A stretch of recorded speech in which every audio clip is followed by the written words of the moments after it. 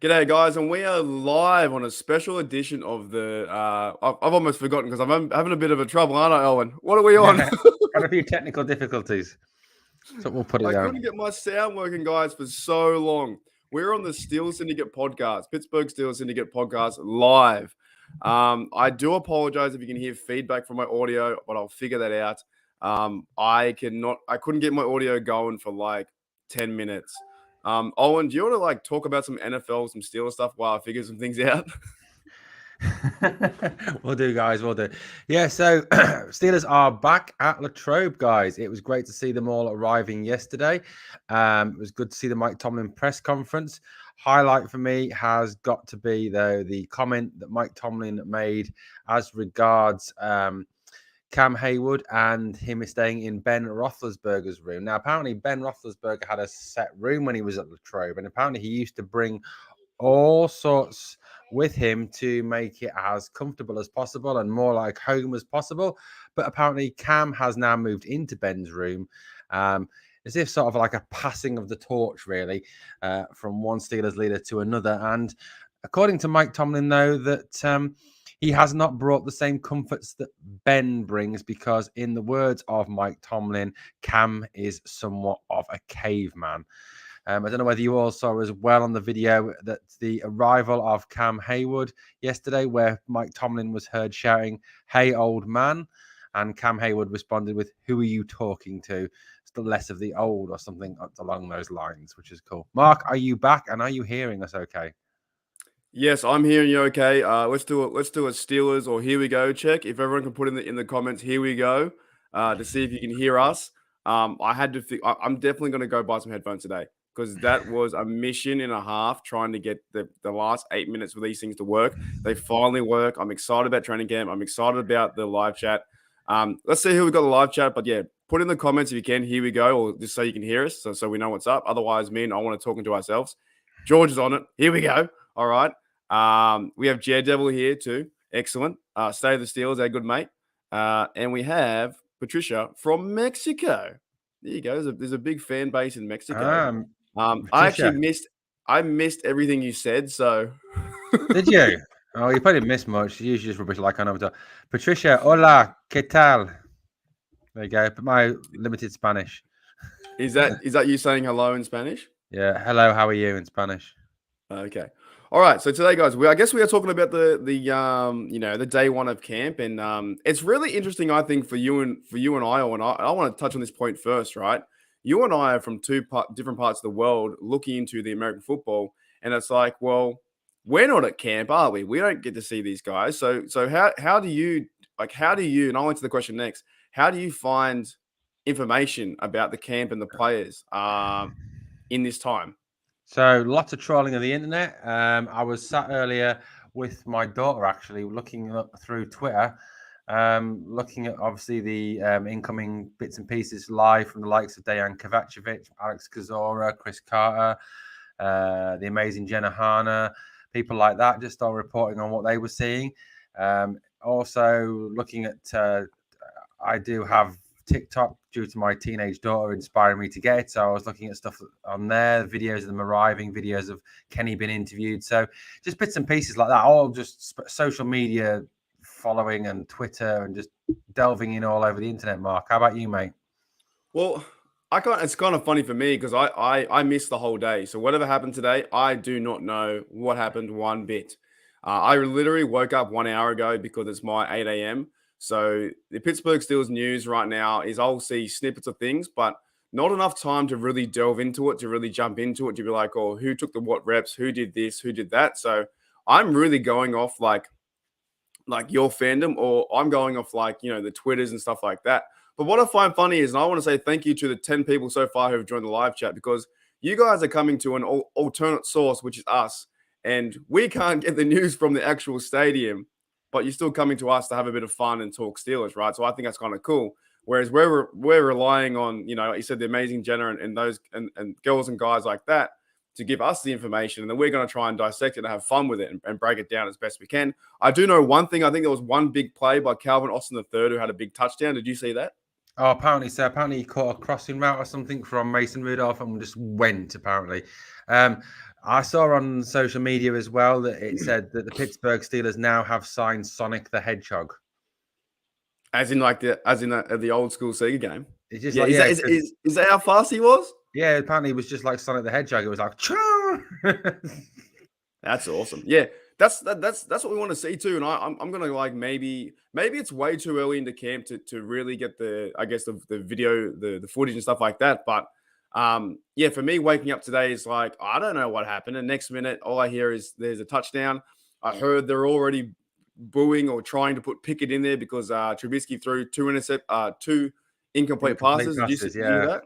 Apparently, yeah, there was at the start of practice. Apparently, Trubisky threw two incomplete passes, one after another, and someone was heard to yell from the sidelines, "Get Pickett in there!" So, yeah, it's starting already. The Pickett bandwagon and the calling for Kenny Pickett has already started.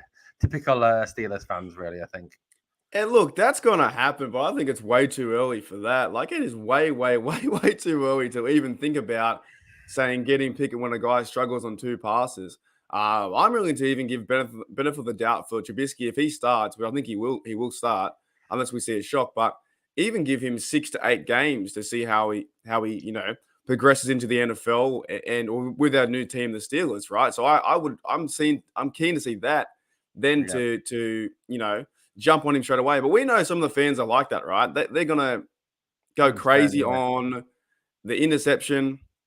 They're going to go crazy if Pickett goes out there and in preseason gets 3 touchdowns and doesn't throw an interception. They'll say put him in. So it's a good thing. Like for me, I want to see both guys. We keep saying both because we don't think that Rudolph's going to be number one. But I want to see both guys go out there and excel, so we have a chance to be 1 and 2. Wouldn't you agree? Absolutely, yeah. I mean, a couple of takeaways that I took from what Chris Carter tweeted out, and Chris Carter is someone I really respect, and obviously he knows his stuff. He's around the Steelers day in day out. He reports on them day in day out. So he's someone that when Chris Carter speaks, he's the sort of guy you listen to. He really does know his stuff, and we know Mark, don't we, from talking to him how up with the Steelers he is. But he was talking about Pickett, and he said that at the start Pickett looked a bit jittery, but once he got a couple of passes under his belt and he settled in, he looked fine. And I think it's always going to be a big thing for any rookie to come into something as major as Latrobe, where he's got fans watching him, the media are there. It's a massive thing to be a Steeler and to be at Latrobe. Now, Mark, are you sitting down, by the way? Yeah, what's that? Because apparently Mason Rudolph did really well today. Hey, look, man, I'm telling you. Like, I'm not nothing against Rudolph. I think even a bit of my hatred comes from hearing about you hating him, and I'm like, yeah, I don't like him that much. But no, apparently, he had a very confident practice today. Apparently, looked very good. That's good. That's what we want to hear. In. So yeah, like I can see with Mason Rudolph. Yes, he's not the best quarterback out there. And I see what you're saying with his inconsistencies and how he hasn't got the power behind the throws and he doesn't move around the pocket. He doesn't do like maybe what Trubisky and Pickett can do. I'm not one to say he's the worst quarterback that I've ever seen because I still want to cheer him on. Yeah. I haven't seen too many spots where he really got us into a real bad shape. Maybe the Lions game where he threw that pick and he might have thrown that pass to Ray and hit the ground. But at the same time, I think he's been different actually since he got hit in the face by was it safety Earl? Who was it? The Raven guy. Thomas. Yeah, I think he's been very different. I don't know if you want to comment on that, but since that roughing up, like that head hunting move from the Raven, I think he's been different from then and a bit more hesitant. But in saying that, maybe his ceiling, we know what it is. We've seen in the last 4 years. He could just be the backup. And also, we're in practice, right? So it's a bit different doing practice to a real game. Yeah, absolutely. Yeah, I was going to say hi to Grid as well. Yeah, Grid there in the live chat. Good to hear Grid there. Yeah, absolutely. Yeah, you know what? All three of them. It's day one of practice. It's practice. It's still football in shorts. And Mark, I don't know whether you saw, but they're still wearing those stupid helmets. Those Guardian helmets, like marshmallows. It's ridiculous looking. They look really stupid. It's a funny thing because that helmet is like meant to be, for concussions here and there and everywhere, right? At the same time, if you're going to practice like that, shouldn't you practice how you play? That's why I Yeah. think a lot of that's why I think a lot of times too there is injuries too because if they're not hitting each other really hard, then they maybe you're not getting used to in the actual game. So with the helmet, I'm sure it's meant to help, but at the same time, you could not wear a helmet, or you could wear those helmets by themselves. Having a helmet on top of a helmet seems a bit silly, but Mm-hmm. okay. Here's a question for you, because I think a lot of this discussion today will be around quarterbacks, but we'll see how it goes because it is a Yeah. live chat, and we do have a question from Pat here soon. But would you be okay with if Mason has a good camp, he's gotten better? Say in your criteria, he's gotten better. Would you be okay him just being the second guy or third guy? Is he okay? Yeah, fine. Absolutely. At the end of the day, Mark, I don't care as long as we win. That's the main thing. As long as the Steelers go out there and they win on a Sunday, they win on a Thursday, they win on a Saturday, or they win on a Monday, whenever we play these days, it seems to be all the You time. never know, do you? Never. No, you don't know these days. It gets moved around everywhere. It used to be, was it any given Sunday? Now it's any given Sunday, Monday, Tuesday, Well, it was Wednesday, Thursday. I think it was a Wednesday last year. I think we played Didn't we play the Ravens on a Wednesday? I'm That pretty might sure have we been played during 2020. I think during the 2020. COVID. Yeah. I think we But played yeah, during I think Wednesday. it's any given week, any given day of the week these days. But no, as long as the Steelers win, I don't care who plays. As long as the guy, whoever's in black and gold, goes out and wins, and that's the main thing. I think we all need to just think about is the fact that now we're in training camp, now everything's over, now everything's set. We just need to get behind the guys and just whoever starts, whoever is the backups. It's all about winning, isn't it? At the end of the day, and Steelers have been written off, and it's about proving those guys wrong and winning. I saw a comment today when I was waking up on Facebook. It was like someone wrote, the NFL, analysts are saying, well, the Steelers are the worst team, but they haven't realized that the team has improved by taking away some players and adding some players. So I want to talk about this. This is a good question I was thinking about today as well, right? So Patricia here from Mexico says, do we need to be concerned about Alu on the P list? Are you concerned about that? No, so obviously those people who don't know, PUP is physically unable to perform list.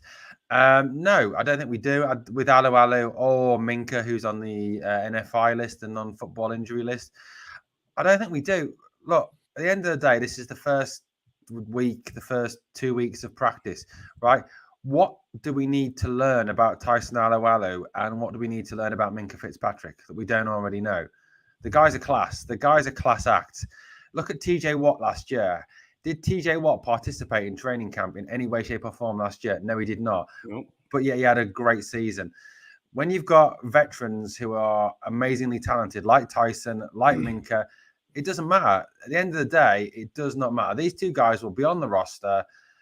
Whatever it takes to get them fit now, we just rest them. Do they need to take X number of snaps at Latrobe? No, they don't, because at the end of the day, Tyson and Minka will be week one, hopefully ready, and will be class acts because that's who they are. And it doesn't really matter, in my eyes anyway.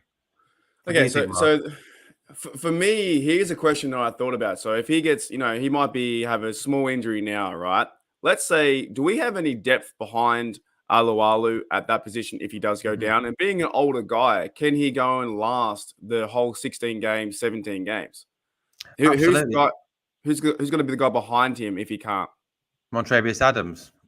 There's already been a lot of talk about Adams and Alu splitting snaps this year anyway, because there was an improvement when Adams came in last year from, I think it was the Saints practice squad, but he did make a difference as a nose tackle.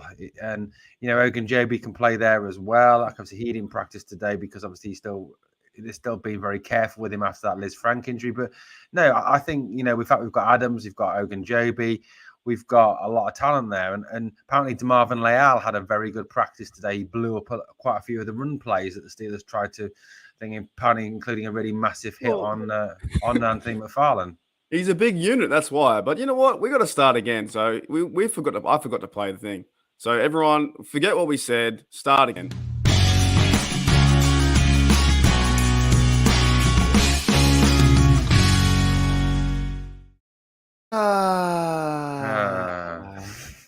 The old 90s music with a cheesy, it's like cheesy Friends background. all over again. Yeah, well, that show never stops. We might be played into 2044, and they'd be like, "Those guys from the Syndicate, do you remember them? They remember the cheesy music, even though it's not our music though, but it's not copyrighted, so it's fine." Yeah. Where were we? Where were we? Talking about Liao. Liao's a big dude, man. He's a massive guy. Like I'm keen to see him play this year, but like yeah, I did have a bit of concern maybe if Aluwale goes down because of past injuries. But you're right. You're right.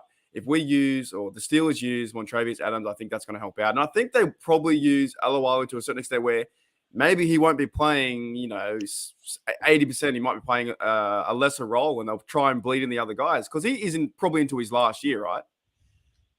Yeah, absolutely. I think they will split the snaps. I think he's what, 35, 36 this year. He can't be taking 70, 80% of the snaps. It's just not physically possible. And the guy's overcome and come back from a major, major injury. The guy, I think he broke his ankle. So at the end of the day, it's going to take him time and to get over that. So yeah, they will split the snaps. And like I said, Adams, there was no major downturn with Adams. That Adams did make a difference, I think, and I feel by the time he came into the team. And what you've got to remember is Adams came into the team mid-season where he didn't have chance to obviously.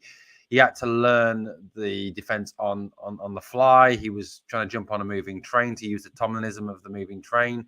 So he's now got a whole off season to learn. He's got the preseason to learn. So I don't think it is as big a problem as some people may be thinking it is. And looking in the live chat, there's got the people who say they're worried about Alo getting in game shape because he's been out a while. I think when you've got someone like Adams to come in and back him up, you've got Ogunjobi can play there as well. Cam could even play at nose tackle. I don't think there's a major concern, to be honest with you. Do you get excited about seeing Tomlin back at the walking down Latrobe and stuff like that? Seeing him back at it for like his 17th year or 16th year? Oh yeah, definitely. And you know what? Seeing that press con, I was walking the dog yesterday, and I had the press conference on whilst I was walking the dog, and it was just like, wow, it's back. It's properly back now. There's another press conference. It's Mike Tomlin. He's talking about our Steelers. He's talking about Latrobe. It was great to see him back, and it is exciting to see him back in front of the media and there coaching the Steelers. It is, and it's fantastic. I wonder what Tomlinisms we're going to get this year because we have in the past we've had never say never, and there's one that I can't think on the top of my head, but it will come to me, and I feel like every single Steelers YouTuber says it, but it will come to me off the top of my head. But I speak like Tomlinism too sometimes in some of his press conference, right? He's got such a way, such a gift about. Look, some people might say he sounds like a used car salesman. He's not saying too much, but I think it's like fantastic what he's saying. The thing is, Mark, I think what we need to realize is that across the whole world of professional sports, not just the NFL, but whether you talk about the NHL, the NBA, the English soccer, which is massive at the moment, no coach in a press conference gives anything away. They don't say anything. They talk a lot, but they don't actually say a lot because they don't want to. They don't want to give away tactics. They don't want to give away condition of their players. They don't want to throw any of their players under a bus. They don't want to do any of that. That's the same across the whole of sport. So people who criticize Tomlin for these press conferences for allegedly saying nothing, look at the NHL. Mike Sullivan of the Penguins doesn't say a great deal. Actually, say a great deal. You watch some of the best coaches in the English soccer league. Jurgen Klopp's, your Pep Guardiola's. They don't actually give a great deal away when they speak. And that's just a sign of a great coach. They don't talk about their team a great deal to give the opposition any advantage. Yeah, he knows how to play the media game as well. And I think that's why he was a bit peeved off with Antonio Brown that one time where he let Antonio Brown let Mike, the world see Mike Tomlin how he really is in the locker room, right? So Yeah. you can see that like he is such a fantastic coach. And I think I even went through some YouTube stuff, and I think people are starting to realize as well. Some fans are really starting to realize. I know we haven't had the playoff wins and this kind of stuff, but to me, he is building his career success. And I think I even read a stat the other day too. He's like the 16th most winning head coach. Oh, he hasn't won a Super Bowl, but he's a 16th in history, and he's moving up there. So I think he's so much fun to watch in the press conference, and he knows how to handle things. If he doesn't want to talk about a certain subject, he would just shut it down straight away, and then not make them ask another question, right? Which he did with the whole Ben thing yesterday when he was right? asked about the Ben Yeah. comment. He just said, "I hadn't Let's talk. seen, heard. Let's I don't want to let's talk talk about about it." that. What are your thoughts on the Ben comments and the thoughts on Cameron Hayward as well? Talking about it. I 100% agree with Cam. I think he's right. You just don't do that. Cam was saying that, today I was watching the clip from the the podcast that Cam does, and he was talking about the fact that he's got to defend his guys. You just don't do that. You don't talk about the locker room. And I think there's been a lot of stuff spoken about a lot of Steelers insiders and a lot of Steelers podcasts this week. He didn't need to say that. There was no need to say that. There was no need to give that interview. There was just no need for it at all. And I think it's a bit rich at times coming from Ben. This me. When Well, he was a me player. yeah, exactly. I love Ben Roethlisberger, and I always will love Ben Roethlisberger. He's one of the greatest Steelers of all time, and arguably the greatest Steelers quarterback of all time. But yeah, he was very much me. He wanted it done his way or not at all. They had the whole sort of sexual assault allegations way back at the start of his career, the motorbike accident, and the franchise pulled around him and protected him at that time. And it's a bit rich of him to come out and say this now when he has been protected and he's been given what he wants the whole of his career with the Steelers. The amount of times that the Steelers invested in offensive weapons because that's what he wanted, etc., etc. To say it's a me first attitude, I think he didn't need to say that. It wasn't appropriate time. The only thing I can say, well, what he might have been trying to say is maybe he was talking about how social media and YouTube and everyone's being like famous like that, right? So Yeah. maybe it's to do with that kind of talk. But I think there was a huge disconnect in the last few years. Yes, he had the connection with Juju, but other than that, there wasn't really you didn't really see. He's not going to go down the pub or hang out with the guys on the weekend, go and do Insta chats or Snapchats or whatever on the side. Like he just went and played football and went home to his family, right? There was a big disconnect. So I thought he maybe might have been, talking about the social media side, and that's fair enough. Like everyone's on social media now. Like I saw a comment on another video that I was watching, and I was like, someone wrote, does everything have to be filmed? And to a certain degree, like I'm in the same camp. Like you don't have to film everything. You don't need to take a photo of your food. So I think Ben might have been coming from that place, but maybe he didn't mean too well. And when you think about it too, Owen, it's so the timing of it didn't even make sense. That he's probably missing being a part of the limelight. So you've made this. You had comments about the Steelers being me, and you've turned the whole story into you. So how does that make sense, right? It doesn't make sense at all. So I don't like it. I think Cameron Hayward, who would be his mate, his pal, has all right to call him out and say, "What are you saying?" Yeah, like wake up, that's what Cam said. He's not happy, and he apparently hasn't even contacted Ben since the interview either.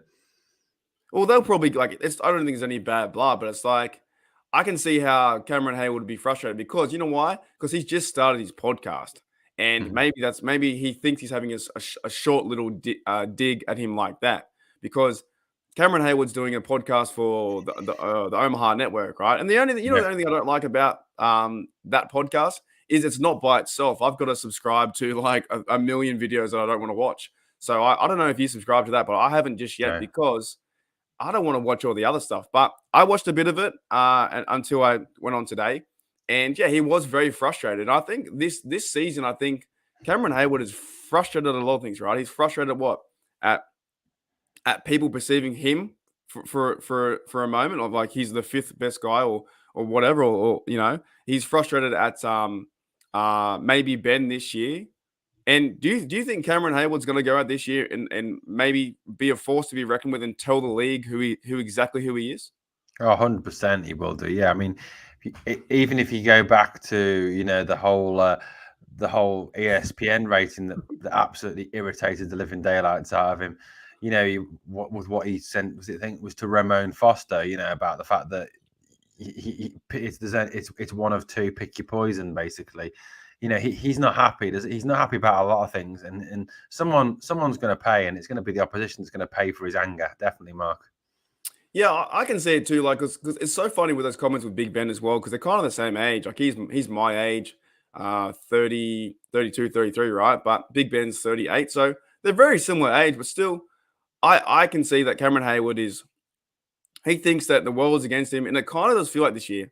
It does feel like the whole world is against the Steelers, but that's one way the media kind of riles us up too, right? But let's Yeah. get back to some training camp stuff. What Yeah. else? What else stood out to you? Because I need to ask you because I have no idea what's going on. I haven't checked anything yet. What else stands out to you so far? Yeah, so I was looking, but like I said, I was looking at Twitter. I've looked at some fan comments from fans who were at training camp. So some standouts for today was George Pickens. Apparently, he went off. Apparently today, apparently he was just absolutely out of this world again, just downright awesome. Just taking catches that he had no right to make, accelerating away from coverage again, physicality, just the way he linked with Trubisky as well apparently was really, really good. So it just all bodes well for the future with him. There was Anthony Miller apparently as well, was very, very good with Trubisky, rekindling that old relationship that they had in Chicago. So, you know, it's all very promising from that aspect that these two wide receivers are showing off and doing well. So, but Pickens just, again, outstanding. I think he's going to be just an absolute beast this year. What about anything that was said about maybe the coaches or Flores or Austin or Matt Canada came into the idea of the conversation over it's only the first day, but anything like that? What I read was apparently Flores spent an awful lot of time with Bush and Jack, and at one point even took Bush and Jack off on their own onto a separate field and was talking to them, showing them and whatever. So I think there is a real drive there from Flores to really improve Devin Bush. But apparently Bush had a very, very promising training session today from all accounts, from what I've read from Chris Carter, from fans who were there, from Dejan Kovacevic as well. So, yeah, all good. You know, I think Flores is going to have a massive impact. And again, what came across with Flores apparently was this military precision.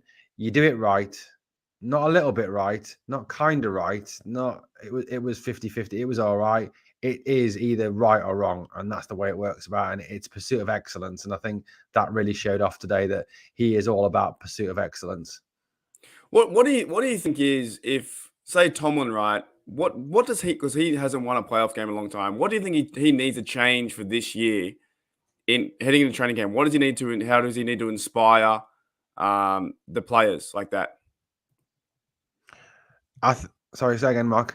Missed you there. What does Tomlin need to do? You know, to maybe change or to is he need to be a different kind of leader for the players this year in 2022? What do you think he needs to do during training camp? I don't think he needs to change what he's doing. I mean, at the end of the day, the guys respond to him so well. And, you know, you listen to the likes of Cam Hayward say, you know, talking about, I mean, he's got nothing but respect for the guy. He talks about how higher esteem he holds him in. And you know, it was interesting yesterday that when Cam was talking to Coach Tom and he called him sir, you know, this is the respect that this guy has for him. So I do apologize, guys. I'm trying my best. I had to do it this time, and the reason why you can see me look like an angel is because I haven't got any shades at the moment. I'm still waiting for them to come in, so I couldn't put anything up. So this is me. Do I look like I'm the holy man? You look like you've got some sort of serene light around your head, like some sort of angel. The archangel Mark Davison. No, I'm I'm a Holy Spirit, man. I'm all cool. Yeah, it's so exciting, right? And I honestly I can't wait to look into more stuff today about the players. But how exciting do you think these draftees, these rookie guys are feeling the heading to their first camp, and even to a certain degree, like Claypool and those guys? How do you think they're feeling? Oh, I mean, Chase Claypool put something out earlier on, was it on Insta or on TikTok or something, just stating about how much he loved it, how much it was fantastic. You know, day one, he was excited, he was hyped for it. Apparently, he had quite a good session, although he did drop a ball, apparently, and someone was heard to shout, "Oh, God, not already." Can I stop you there for a minute? Look, even I'm against Claypool, but some of these fans just go to the hot dog stand, go get a hot dog, get a coffee, and go away. First day. Come on. Sorry, continue. But yeah, he was the other thing as well. Apparently, Deontay Johnson was there but did not participate in team drills. Okay. Apparently, it looks like It looks like he is holding in the same way that TJ did last year, and not actually taking part. So he's doing like a lot of physical one-to-one workouts, working with staffers, working with position coaches, but he's not actually taking part in team drills because apparently his agent has advised him that he shouldn't be doing it because he obviously going into last year of his contract, he doesn't want to get injured and then obviously miss out on his big payday. To a certain degree, though, does he need to participate in team drills right now if he's going through the deal stuff? I don't think he needs to overly. We know what he's capable of. We know what he needs to do. It's not like he's playing for the game next week. Yeah. I think these kind of things, they always tend to work out, don't they? When even what you said with TJ, and if they don't sign DJ to a big deal, then could there be a trade looming? Maybe, possibly. Possibly, yeah. I mean, I've read a few articles already that have stated that the Packers are interested in him because the Packers are a wide receiver needy team. Because it was noticeable today that Rodgers was asked about how did he feel that Alan Lazard was his wide receiver one, and he kind of like joked it off a little bit, but. The Packers are a very wide receiver needy team. If you look at their wide receiver depth, they've got Randall Cobb, they've got Alan Lazard, they've got Christian Watson, the rookie from North Dakota. I'm in my head, Owen. That's a good plan, man. That's a nice hat. They've got Sammy Watkins, the veteran, but they haven't really got anyone else. You're gonna need my hat? I can't believe it. Sorry, guys. Huh? Go with the hat. Go with the hat. Oh man, we're having fun here. I just want to say, guys, as you can see how sunny it is, and I really stuffed up today because I can't move anywhere else. But if you guys have any questions in live chat, shoot them out. This is our first ever live. We have over 20 people with the Syndicate, and I'm just trying to show Owen how jealous he is of the sun, and it's almost above the height of the roof, so it's sweet. But Owen, what is your thoughts now? Okay, the more we get into this, let's talk about QB1. Let's talk about QB1. Who's going to be QB1? Trubisky. Definitely, yeah.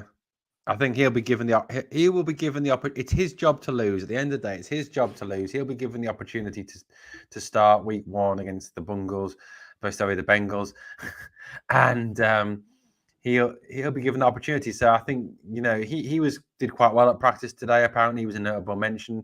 A couple of fans have talked about it. Yeah, he did throw a couple of incomplete passes, but this is day 1 of practice. This is not the end of practice. This is not the end of training camp. This is day 1.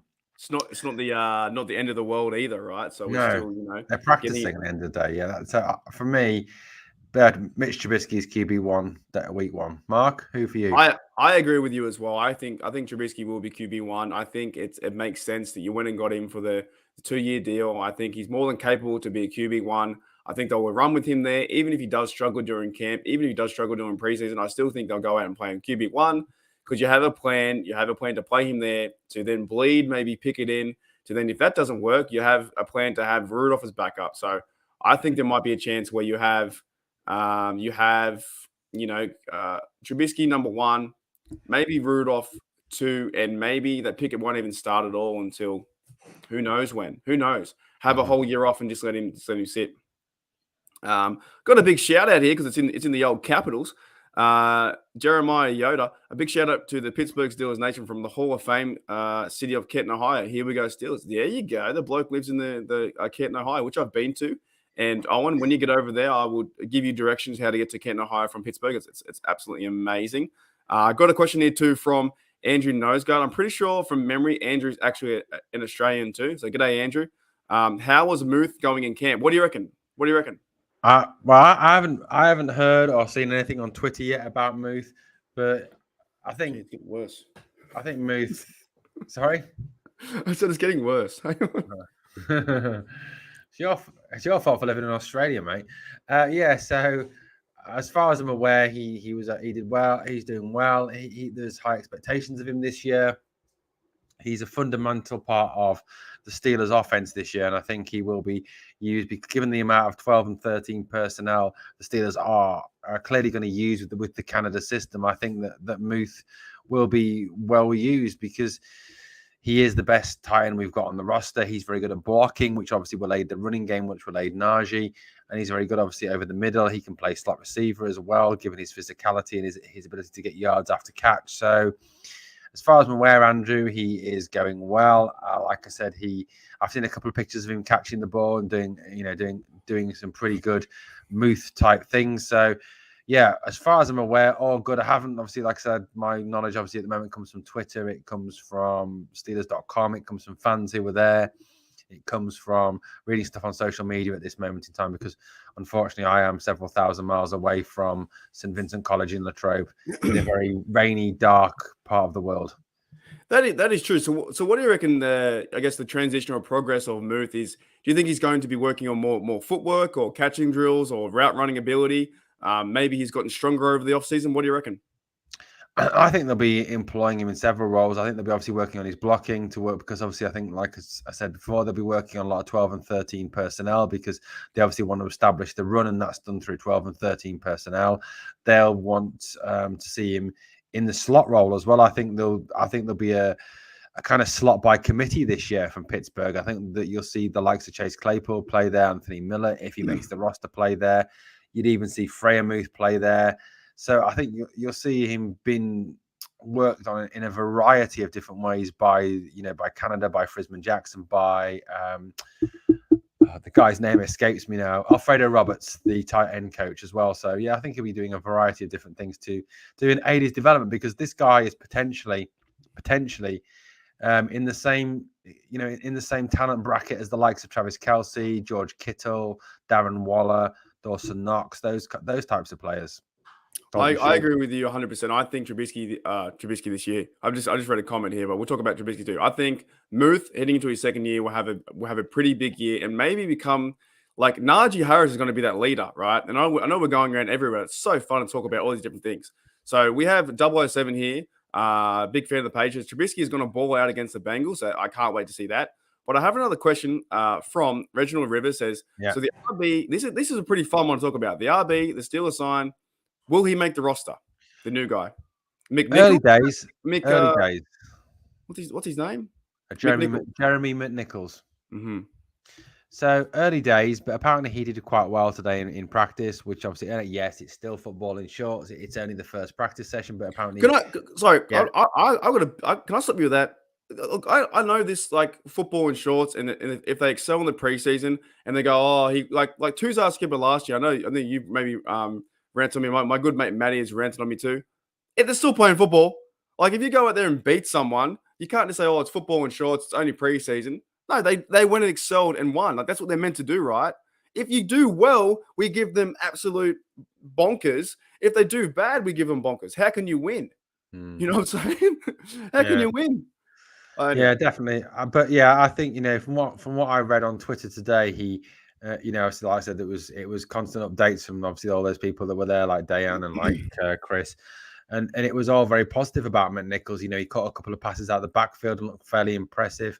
So I think there is a potential for him to certainly make the roster. I watched some game tape of his. He is a physically strong guy. He is very good out of the backfield. He is very good. What is noticeable about him as well is he is very good in pass protection. It was also mentioned on Twitter today that there was a blitz sent and what sacked Trubisky, but it wasn't McNichols' fault. McNichols picked up another guy who was pass rushing and actually stopped him. So, and as we know, the Steelers love their running back to be able to pass protect, and he obviously brings that skill. So there's obviously hope there that he is going to be a potential. And I mean, he's played on the Titans for the last 2 years. The Titans are no mugs. They've got a very, very, very good head coach in Mike Vrabel, who doesn't suffer fools. So if Vrabel has used him and rated him, there's no reason to doubt that he is someone who can come in and be a depth option. I spoke to one of the Titans insiders the other day. I'm not going to name his name, but he said that he's a good depth piece. He's not going to be a guy who breaks your big plays out. He's not going to be a guy who leads your running attack, which is not what we're looking for. But he is a very solid depth piece, and that's a guy who watches Titans week in, week out. So it's very encouraging that we've signed McNichols, and I think hats off to Omar Khan, who is obviously really, acting very quickly, very decisively to address any needs we've got and not leaving us going into the season with any question marks. This tells me too, by signing McNichols puts a lot of fire around Snell and Yeah. McFarlane and those kind of guys, and it says to me, you guys better go out there and make the team. You better go out there and compete. And I'm sick of hearing Benny Snell football. I'm sick of hearing that McFarlane's going to be the best thing, the next best thing that's coming into this team.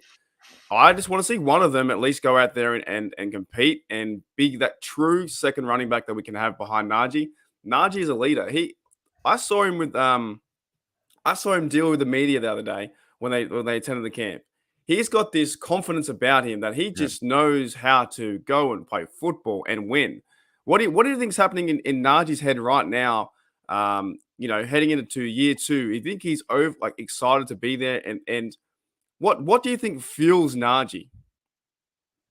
Najee, it's all about the team, all about team success. If you listen to him being interviewed, was it by Mina Kimes or someone or Rich Eisen? I can't remember who it was by now.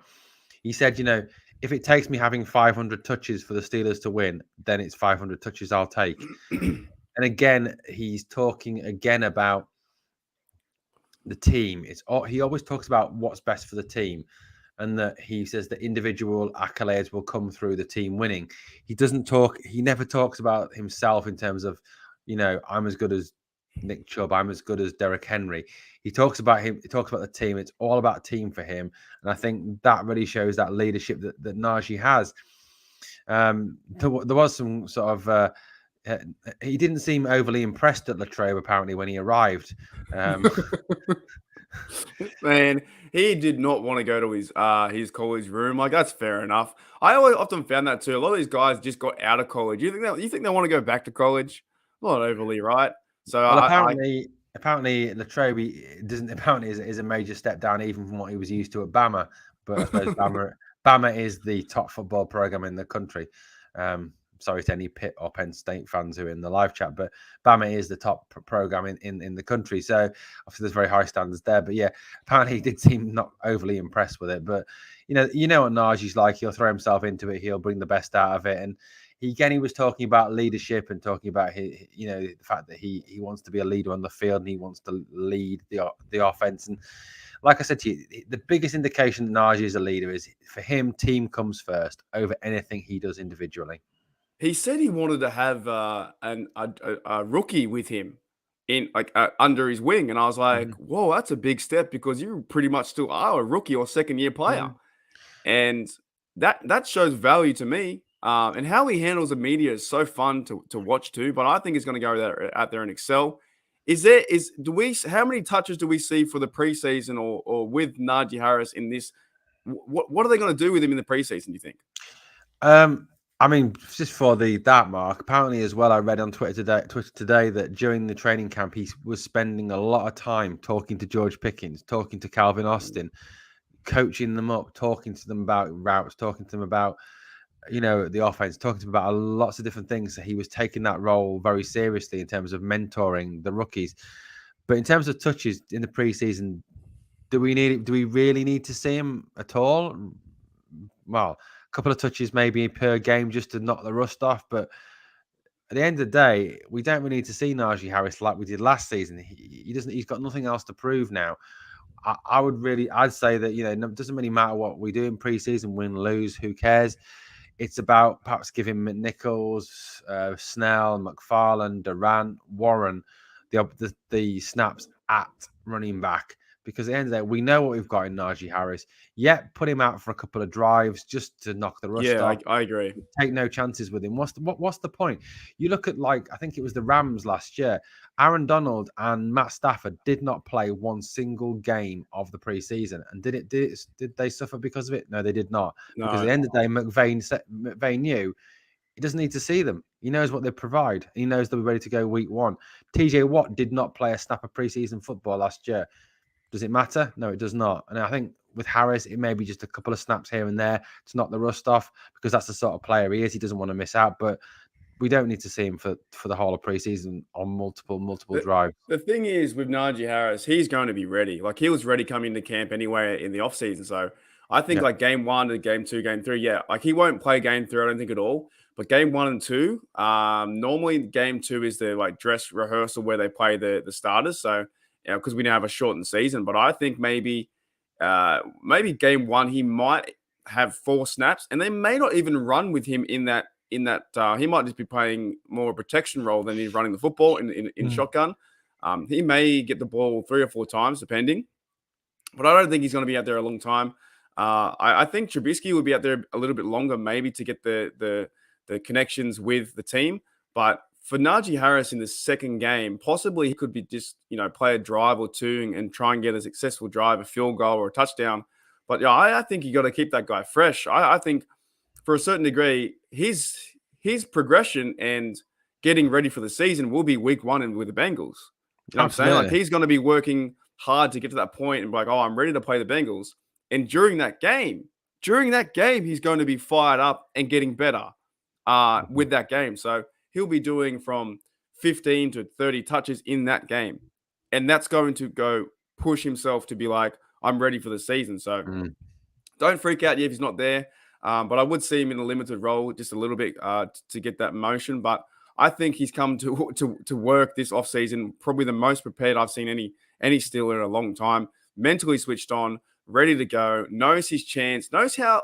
I think even to a certain degree, Tomlin and Canada know what they have with Najee, and they're like, we have a good chance here. We could use this guy, or Najee can be our focus for the team. And if we can develop the quarterback to link up with Muth, link up with Pickens and these other guys, and have like not a top 10 offense, top 5, but around the top 15, we have a very good chance to surprise some teams, wouldn't you say? Absolutely, yeah. I don't think you need a top 10 offense when you've got the defense that we've got. I think it's just about the obviously the defense will keep you in games despite the opposition scoring 1 or 3 more points than the opposition at the end of the day. And no, I don't think we're going to blow anyone out this year, but that's just because I think this offense is still developing. And what a lot of people need to remember about this offense is it's very, very young. Very young. Very, yeah, it's crazy. I think Cheeks is the oldest. And he's what, 21? Nah. 25, 26, yeah. I think. Yeah, so I reckon I got a question for you, and we've got a few more things with the training camp, and then we'll start to wrap it up. But what do you think their overall this season going back to Latrobe, is that have an advantage for us maybe for a Super Bowl run this year? Maybe just from the team camaraderie and the team bonding aspect of it that we haven't had for the last 2 to 3 years. Because, and the fact that I was listening to, I can't remember whether it was Locked On or Steelers Blitz. I was listening to both of them earlier, and they were talking about the fact that it's quicker to name players that have been to Latrobe on this current roster than players that haven't been to Latrobe. Because obviously, like Cam's obviously been, but I think there's 12. I think, which is kind of a big changeover when you think about it. I think there's 12 or 14 players that have been to Latrobe in 2019, and the rest are new. So it's a brand new era, right? Which out of 90 is just crazy. It's insane. Yeah, exactly. Shows you the amount of turnover and shows you how wrong the media is. The big media is saying, well, the Steelers haven't got a chance when we have a brand new team. A brand new era, brand new not brand new coach, brand new quarterback.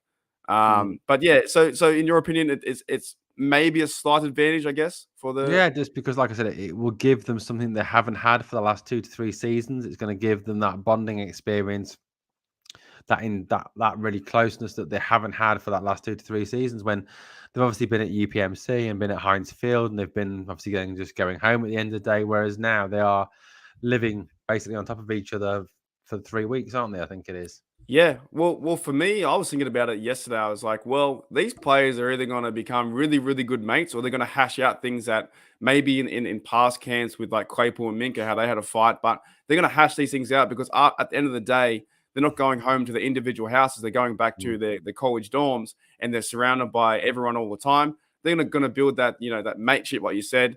And it just reminds me of like that movie, Remember the Titans, where they're all fighting. And look, that was over a different reason. I'm not saying it's that reason. I'm saying they were fighting and then they got together and all band of brothers. I can see that happening this year with Latrobe and the fans getting back to see. It's also good to see if you're a player and you see the fans, it gives you like that more instilled confidence too. You're knowing that you're part of the team, that you're like, I went and did good today. And you go and sign, I think I saw Claypool sign the back of a young girl's jersey. And I'm not the biggest Claypool fan, but I was like, oh, that must mean a lot to the little girl. And it probably even means more to Claypool. It probably means more to him for him to see a young girl wearing his jersey and he know that he made her happy. So I think full circle from what we've been through the last 2 years and all things going crazy, I think it's fantastic to see them back at Latrobe. And I know you and I are completely jealous, completely jealous we can't be there because we would be the ones yelling out, put Pickett in. No, no, we wouldn't do that. Is there any other things? I've got one more question to end it. I'm saving Jeremiah Yoda's question for the end. Is there any other final thoughts you have with the training camp and yeah, I'm so excited. Like, what is going on?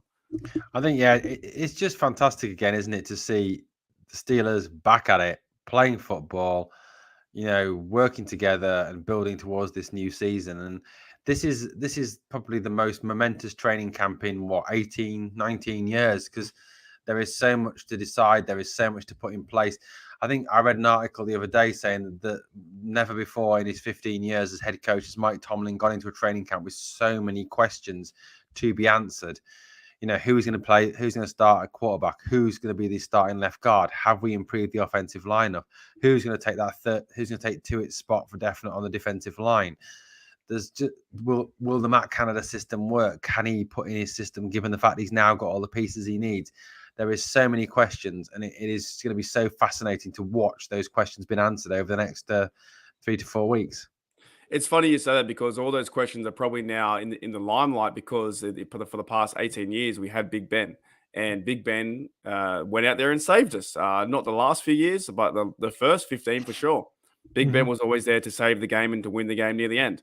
Okay, last question, then we'll start to wrap it up. This is from Jeremiah Yoda, and I left it to last because it's a big fan question. Being fans of the Pittsburgh Steelers, who is your favorite Steelers player of all time? Jeremiah Yoda's is his is Joe Green. Who's your favorite Steeler of all time? Troy Polamalu. Troy, there you go. Just the way he played the game was absolutely awesome. That first season, obviously, he was described as a first round bust, but he came back even stronger, better. Just the things that he did, the guy was just from a different planet. Like leaping over the offensive line, like literally just jumping over the line, or he'd suddenly just appear and run straight through the offensive line and smash the quarterback, or the one-handed interception. He was just awesome. How about you, Mark? Who's yours? We've addressed this question a lot, but I'll talk about it till I fall over. Mine is Debo Harrison, man. I don't even call him James Harris anymore. I call him Debo Harrison. Yeah. I love the dude. I think he's the most one of the most outstanding football players I've ever seen him play the game. Yes, you have the big hitters like Ray Rice and those dudes and Ed Reed and whoever, Luke Kuechly and those guys. But watching Debo Harrison on the edge, just highlights of him now too in 2008 or when I was growing up. And Troy is up there. Troy, I think, is an all-time favorite for a lot of people, but I have to put Debo Harrison number one for me, and I have to put Troy second. Just the way that, and even Jay Devil says here, Hines Ward is up there too. I would put him in the mix too, right? So many great Steelers, and this is why we're a great organization. But it's exactly right. Being Steeler fans, you can't go wrong with anyone. You can't. You have this debate forever. But for me, Debo Harrison just showed. I don't even know. He is just like he's something out of this world too, right? He ran out there and just thumped people. Every single play that he did, he was on. He wanted to go get the quarterback. He wanted to get the ball. Right? He was on fire. Yes, he had some complications, also getting into like the NFL. He got cut like 6 times. He played for, I think he played for the Ravens. Did he play for the Ravens? No, he got cut by the Ravens, played for the Bengals, played for the Patriots, things of that. There it is. Things of that nature. That's a Mike Tomlinism. Did you know that? Was that? Things of that nature. I'm telling you right now, every single things of that nature, every single Steelers YouTuber uses that because Mike Tomlin says that. I'd guarantee to you. So Yeah.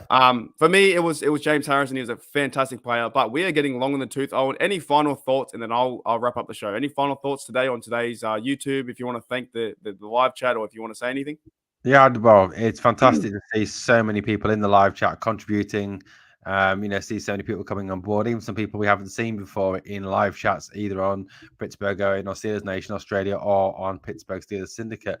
And yeah, I'm just psyched, guys, for day 2 to look at what happens in day 2 now of training camp for the Steelers to build on that fantastic day 1 and it's just fantastic, isn't it, Mark, to see them back actually playing football.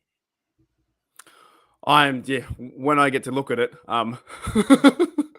I was too rushed today, but yeah, it's my 9 a.m. now, so I'll have a bit of breakfast, bit of brekkie, and look at it. But yeah, we're going to wrap it up, guys. Thank you for checking out the Pittsburgh Steelers Syndicate and the Steel Syndicate podcast live edition. So we had over 20. I think our highest in the chat today was 28 people, which is bloody brilliant. So yeah, we have videos coming out pretty much every day. We will be going hopefully live. I think once a week is the plan, to do like a midweek, wrap up or catch up. And then we'll be doing post-game lives as well after the game. So we're so excited to have, Reginald 007, Devil, Jeremiah, Patricia, everyone in here. It's fantastic. But the show is winding down. So I thank you, Owen, for, being my co-host or host of the Pittsburgh Steelers Syndicate. You're doing well in the Syndicate. You're doing well on Britsburgh. Owen, in no time, you'll be the leading man in the UK for the Steelers. Am I right? Hopefully, Mark. And like you'll be the leading man in Australia. No, I already am. What are you talking about? Okay, yeah. All right, let me might argue with you. Yeah, no, he's cool too, man. He's cool too. But I'm from Steel Nation, Australia. All right, now we're doing real good things here. We love talking to you guys about the Steelers, and it's so much fun. And yeah, thank you for checking out the Steelers Syndicate podcast and the Pittsburgh Steelers Syndicate. We'll catch you guys later. Here we go, Steelers. Here we go.